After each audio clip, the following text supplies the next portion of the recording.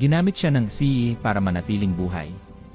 Pero noong araw na tinakasan niya ito, bumagsak ang lalaki. At hindi na muling nagising.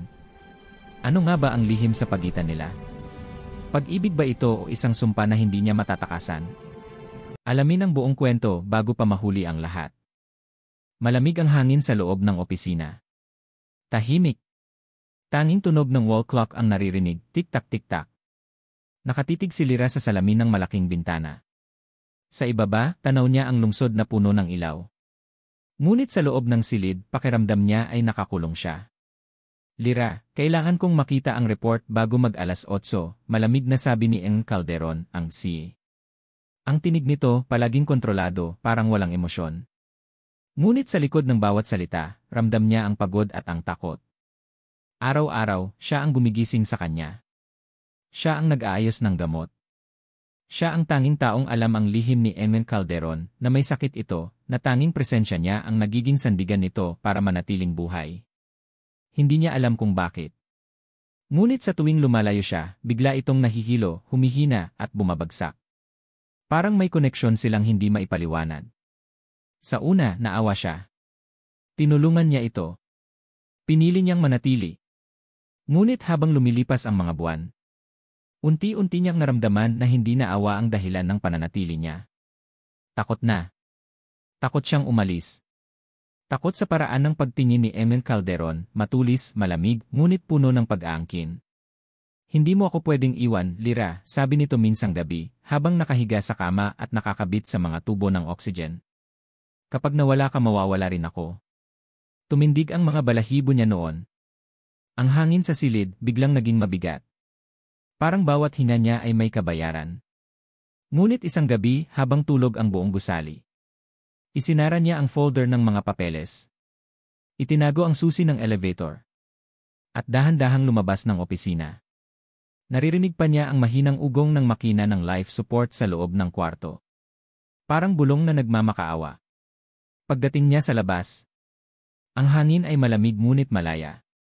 Amoy niya ang ulan, amoy ng kalsadang basa, amoy ng kalayaan. Ngunit sa mismong sandaling iyon, tumunog ang kanyang telepono. Isang tawag mula sa ospital. Miss Lyra, bumagsak si Eng Calderon. Wala na siyang malay. Hindi na siya nagigising.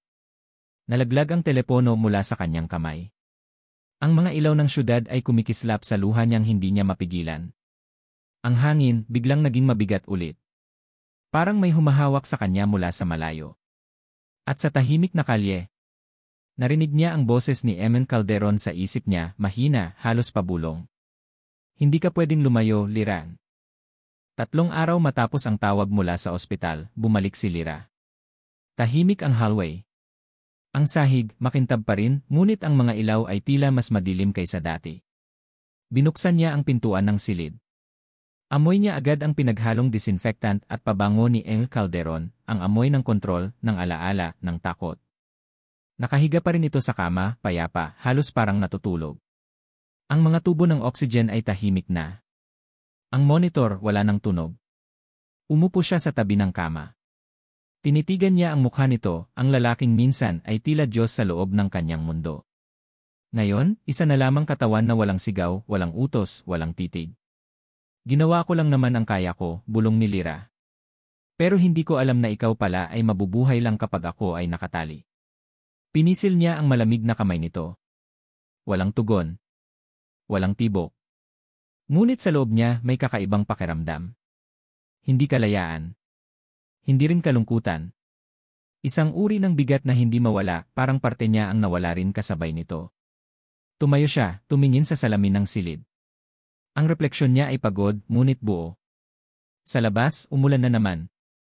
Ang mga patak sa bintana ay parang maliliit na luha na walang hangganan. Bago siya lumabas, lumingon siya muli sa katawan ni Eng Calderon. Tahimik. Parang nakikinig pa rin. Salamat, mahina niyang sabi. Pero mayong tapos na ito ako naman. Binuksan niya ang pinto. Ang hangin sa labas ay malamig ngunit malinis. Habang naglalakad siya palayo, parang may bulong na sumasabay sa hangin. Mahina, pamilyar. Lyra. Huminto siya sandali. Napatingin sa langit. Ngumiti ng marahan. At kahit sa wakas, bulong niya. Malaya na rin ako.